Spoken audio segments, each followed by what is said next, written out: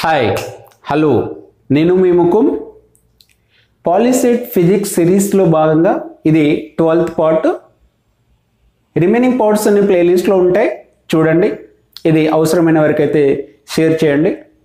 Today topics human high and colourful వరల్డ్లో prism and rainbow, వీటి మీద క్వశ్చన్స్ ఎలా వస్తాయి, ప్రిజమ్ అండ్ రెయిన్బో పైన క్వశ్చన్స్ ఎలా వస్తాయి అనేది మనం తెలుసుకుందాం. ఫస్ట్ ప్రిజమ్ అంటే సరౌండింగ్ మీడియాని సపరేట్ చేస్తూ మినిమం 2 సైడ్స్ ఉంటూ అవి ఇలా ఇంక్లైన్డ్గా ఉండే ట్రాన్స్పరెంట్ మెటీరియల్ని ప్రిజమ్ అని అంటారు. This is the transparent material.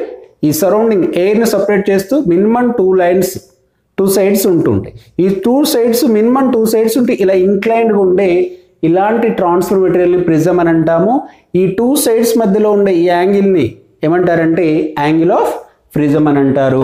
So this is the angle of prism, the angle of prism. దీని మీద ప్రిజమ్ మీద క్వశ్చన్స్ ఎలా ఉన్నాయో ఒకసారి చూద్దాం మనం.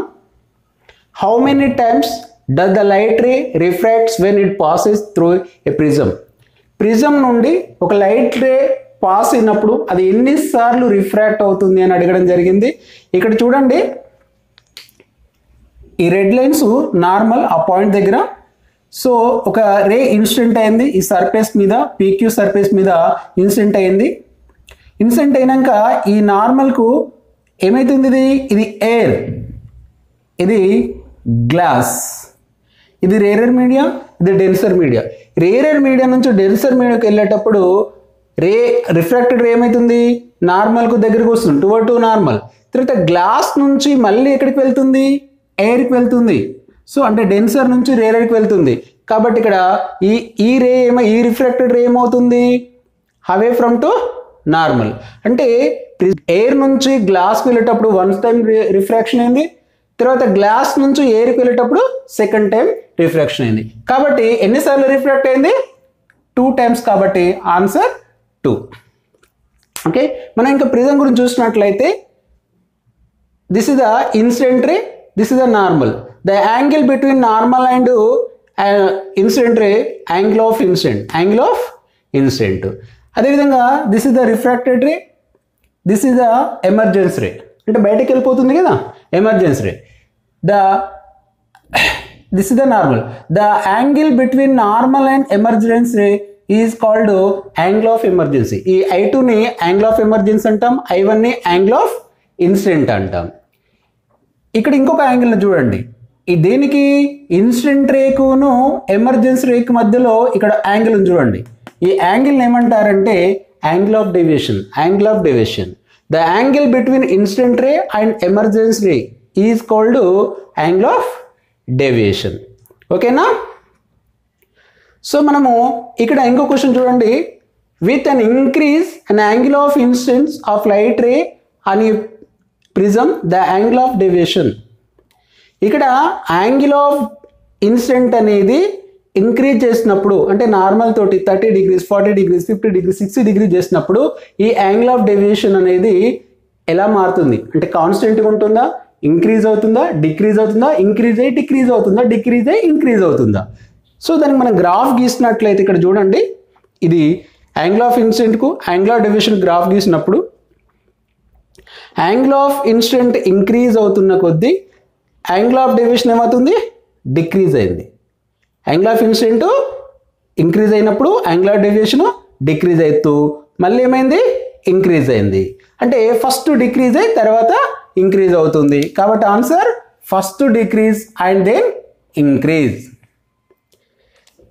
నెక్స్ట్ క్వశ్చన్ చూడండి. ఇక్కడ in prism experiment the I D curve look like, అంటే angle of incident and angle of deviation graph ఎలా ఉంటుంది అని అడగడం జరిగింది.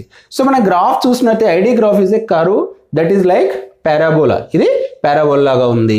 కాబట్టి ఆన్సర్ ఏంటిది, పారాబోలా. ఇక్కడ ఏం చూడు, స్ట్రైట్ లైనా, సర్కిలా, ఎలిప్స్ అని అడిగాడు. సో మనకు ఆన్సర్ ఏంటిది, పారాబోలా. ఇక్కడ మనము ఐడి గ్రాఫ్ తోటి ఏం ఫైండ్ అవుట్ చేస్తా అంటే minimum of the angle of deviation, అంటే యాంగిల్ ఆఫ్ డేవియేషన్ ఏ ఇన్సిడెంట్ యాంగిల్కు మినిమంగా ఉంటుంది అనేది మనం ఈ గ్రాఫ్ ద్వారా తెలుసుకుంటాం. ఆ మినిమం యాంగిల్ ఆఫ్ డేవియేషన్ ఉన్నప్పుడు angle of incident and angle of emergence అనేది ఈక్వల్గా ఉంటాయి. ఓకే, ఇక్కడ మనము angle of prism A, angle of minimum deviation D తెలిసినప్పుడు రిఫ్రాక్టివ్ అంటే ప్రిజం యొక్క రిఫ్రాక్టివ్ ఇండెక్స్ని ఉపయోగించే ఫార్ములా ఏంటంటే refractive index n is equal sin a plus d by 2 by sin a by 2. దీనిపైన మనకు ఫార్ములా బేస్డ్ క్వశ్చన్ తప్పకుండా వస్తాయని చెప్పాను. ఇక్కడ చూడండి, which of the following is correct equation అన్నాడు. ఇక్కడ ఇందులో ఏ ఈక్వేషన్ కరెక్ట్ అన్నాడు రిఫ్రాక్టివ్ ఇండెక్స్ ఆధారంగా మనకి ఏంటిది n is equal sin a plus d by 2 by sin a by 2. ఇక్కడ చూడండి sin a plus d ఉన్నది, అంటే a plus d by 2 లేదు. ఇక్కడ చూడండి n is equal sin a plus d by 2 by sin a by 2. This is the correct answer. So ఇక్కడ కూడా చూడండి sin a plus d by 2 d by 2 ఉంది, ఇక్కడ sin d by 2 ఉంది, ఇక్కడ కూడా a minus d by 2 by d by 2 ఉంది. కాబట్టి మన కరెక్ట్ ఆన్సర్ సెకండ్. సో మనము ఫిఫ్త్ వన్ చూడండి, ఇక్కడ దీని మీద ప్రాబ్లం కూడా అడగడం జరిగింది. If the minimum angle of deviation is 30, the minimum angle of deviation ఎంత ఇచ్చాడు, డి 30 degrees ఇచ్చాడు. With a prism angle is 60, angle of prism ఎంత ఇచ్చాడు, 60 degrees ఇచ్చాడు. Find the refractive index of the material of the prism, ఆ prism యొక్క refractive index ఎంత అని అడిగాడు. సో మనము ఈ ఫార్ములాలో సబ్స్టిట్యూట్ చేసినట్లయితే సైన్ ఏ అంటే ఎంత ఇచ్చాడు 60 ప్లస్ డి అంటే 30 degrees by 2 by sin a by 2, a అంటే ఎంత 60 degrees by 2, sin 60 plus 30 అంటే 90 by 2, sin 60 by 2 అంటే ఎంత 30 degrees, sin 90 degrees by 2 అంటే sin 45 degrees, sin 30 degrees. ఇక్కడ మనము వాల్యూ చూసినట్లయితే sin 45 అంటే ఎంత 1 by root 2 by sin 30 అంటే ఎంత 1 by 2.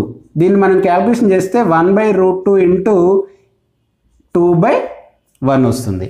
సో దీన్ని మనం ఇక్కడ క్యాల్కులేషన్ చేస్తే 1 by root 2 ఇంటూ ఈ root 2 నేమ్ రాసుకోవచ్చు, root 2 ఇంటూ root 2 అని రాసుకోవచ్చు.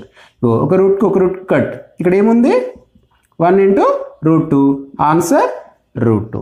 ఇక్కడ ఉంది ఆన్సర్ root 2 వచ్చింది కదా, రైట్. ఈ విధంగా మనము ప్రాబ్లం బేస్డ్ క్వశ్చన్ అంటే ఫార్ములా బేస్డ్ అండ్ ఫార్ములా మీద ప్రాబ్లం కూడా అడగడం జరుగుతుంది. ఓకే, సో మనము ఇక్కడ డిస్పర్షన్ ఆఫ్ లైట్ మీద ఎలాంటి క్వశ్చన్స్ వచ్చినా చూద్దాం. ఫస్ట్ డిస్పర్షన్ అండ్ ఫ్లైట్ అంటే ఏంటంటే white light splitting into several colour is called dispersion of light. White light several కలర్గా విడిపోవడాన్ని డిస్పర్షన్ అంటారు. అయితే ఇక్కడ మనము ప్రిజం గుండా వైట్ లైట్ని పంపించినప్పుడు అది 7 కలర్స్గా విడిపోయింది. 7 కలర్స్ ఏంటిది, VIBGYOR violet, IndiGo, blue, green, yellow, orange and రెడ్గా విడిపోయింది. ప్రతి కలర్కి కూడా ఒక ఓన్ వేవ్ ఉంటుంది, బట్ ఒక వేవ్ లెంత్ అనేది డిఫరెంట్గా ఉంటుంది. రెడ్ కలర్ నుంచి వైలెట్ వరకు వేవ్ లెంత్ అనేది డిఫరెంట్గా ఉంటుంది. మనకు తెలుసుగా wave length, the concept the distance between to concept to crest is called wave length. కాబట్టి మనకు ఇక్కడ రెడ్ లైట్కు వేవ్ లెంత్ ఎక్కువ ఉంటుంది, వైలెట్కు కలర్కు వేవ్ లెంత్ అనేది తక్కువగా ఉంటుంది. మిగతా కలర్స్కు వాటి మధ్యలోగా ఉంటుంది. అంటే రెడ్ కంటే ఆరెంజ్కి తక్కువ ఉంటుంది, ఆరెంజ్ కంటే ఎల్లోకి తక్కువ ఉంటుంది, ఎల్లో కంటే గ్రీన్ కంటే బ్లూ కంటే ఇండిగో కంటే వైలెట్. అన్నిటికంటే వేవ్ లెంత్ తక్కువ దేనికి ఉంటుంది, వైలెట్కి ఉంటుంది. అన్నిటికంటే వేవ్ లెంత్ ఎక్కువ దేనికి ఉంటుంది, రెడ్ కలర్కు ఉంటుంది. సో వీటి మీద మన క్వశ్చన్ ఎలా ఉంటుంది ఇక్కడ చూడండి, రెడ్ కలర్ ఇక్కడ వైలెట్ కలర్ మిగతా రిమైనింగ్ కలర్లు మధ్యలో ఉన్నాయనుకోండి, వాటి యొక్క వేవ్ లెంత్ రెడ్ కలర్కి మోర్ ఉంటుంది, స్పీడ్ కూడా ఎక్కువ ఉంటుంది, వేవ్ లెంత్ ఎక్కువ ఉంటుంది కాబట్టి స్పీడ్ ఎక్కువ ఉంటుంది. తర్వాత ఫ్రీక్వెన్సీ తక్కువగా ఉంటుంది, ఎందుకంటే వేవ్ లెంత్ ఎక్కువ ఉండడం వల్ల దానికి ఫ్రీక్వెన్సీ తక్కువ ఉంది. తర్వాత యాంగిల్ ఆఫ్ డేవియేషన్ కూడా తక్కువ ఉంటుంది, అంటే తక్కువ దానికి స్పీడ్ ఎక్కువ ఉండడం వల్ల అది తక్కువ యాంగిల్ తోటి డేవియేషన్ అవ్వడము జరుగుతుంది. అన్నిటికంటే మనం కింద వైలెట్ చూసినట్లయితే దీనికి వేవ్ లెంత్ చాలా తక్కువ ఉంటుంది, అన్ని కలర్ల కంటే వైలెట్కి తక్కువ ఉంటుంది, స్పీడ్ కూడా తక్కువ ఉంటుంది. తర్వాత దీనికి ఫ్రీక్వెన్సీ ఎక్కువగా ఉంటుంది వైలెట్ కలర్కు అన్నిటికంటే ఫ్రీక్వెన్సీ ఎక్కువగా ఉంటుంది, అన్నిటికంటే యాంగిల్ ఆఫ్ డేవియేషన్ కూడా వైలెట్ కలర్కి ఎక్కువగా ఉంటుంది. సో మనం క్వశ్చన్ వీటి మీద చూసినట్లయితే splitting of light into 7 colours is called, అంటే వైట్ కలర్ 7 కలర్గా విడిపోవడాన్ని ఏమంటాం మనము? డిస్పర్షన్ ఆఫ్ లైట్ అంటాము. Okay right, question third option is correct. ఇక్కడ ఇంకో క్వశ్చన్ 7th క్వశ్చన్ చూడండి. Arrange the following colours of light in decreasing order of their wave length.